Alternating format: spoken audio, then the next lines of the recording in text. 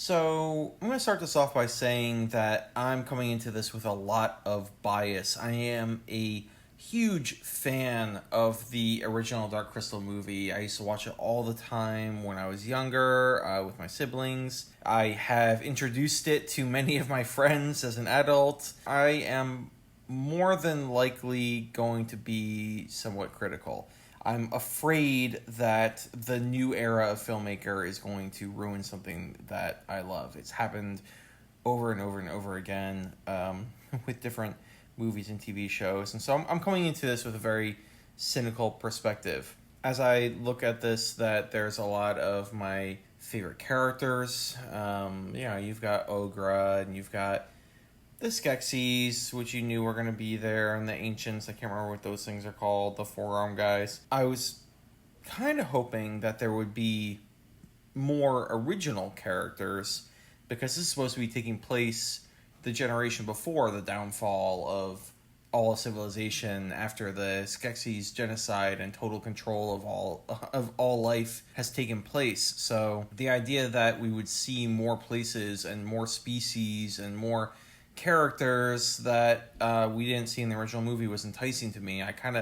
One of the really cool things about the Dark Crystal movie was it was set in the world that I wanted to see more of, and they show you some flora and fauna and different geographies, but it was all crazy and puppets and weird, and I loved it, and I want to see more, and so I love the idea of a TV show for that reason.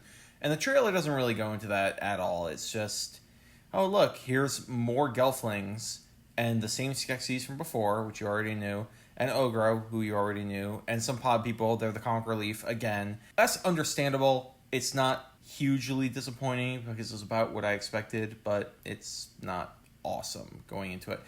Another concern I have, one of the things that made the original movie so great was it was all puppets. There was no CGI. It was all effects. So it doesn't look like there's a ton of CGI in this as I watch the trailer, but I'm worried that the mix of puppets and CGI is going to be ugly, or the CGI is going to look even more cartoony than it normally does alongside the practical effects of the puppets. But hey, we'll see how it goes. I'll keep an open mind about that. So the trailer gives it the look of a very, very standard, really standard, very basic fantasy plot line. Hero character has a vision of a dark future, tries to change it. None of the people in authority believe it, and he or she or whoever, it looks like a she, but with a male companion, have to go out there and make the world a better place, which actually is one of the more interesting things about this show. We know that they fail. We've seen the movie. This is a prequel to a version of history in this fantasy world where the Skeksis complete very close to complete genocide against the Gelflings. In the Dark Crystal, there is one male and one female left that have avoided total annihilation. So in this show, there is going to be a Gelfling civilization and culture, and they're trying to prevent whatever horrifying thing the Skeksis are going to do. But we know that the Skeksis complete that goal and wipe out all of the Gelflings while they're doing it. We know that the show ends with a complete genocide of the hero race. So that's going to be interesting. Still, I'm not totally impressed with the fantasy plot so far. It's, one of those, the prophecy plots. I'm already pretty disappointed from this trailer about the new Garthim. I think that's what these things are. These four-legged spider-looking monsters. The Garthim from the movie were one of the coolest things to me ever. They looked at these really imposing crab monster people, and this is just basic ass level 1 mob from a massively multiplayer online game. The cool thing about Dark Crystal and the reason why it got its cult classic status and its following is the imagination. This is a total absence of imagination. Let's take a guy in a massive crab costume and turn it into a four-legged spider. Like you've seen in every single movie and video game and TV show as a very basic... I'm just not impressed by this.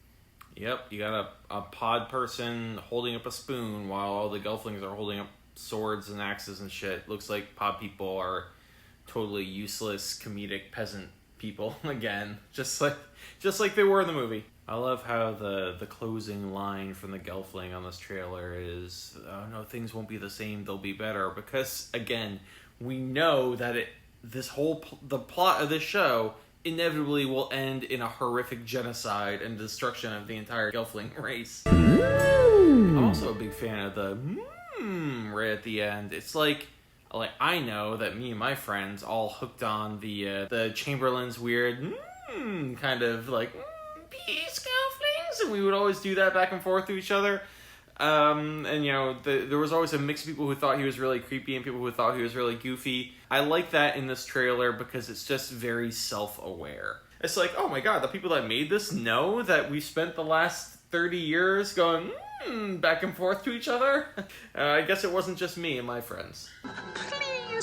Please, yes. Don't forget to subscribe if you do want to see how we ended up reacting to this show once we'd actually given it a shot.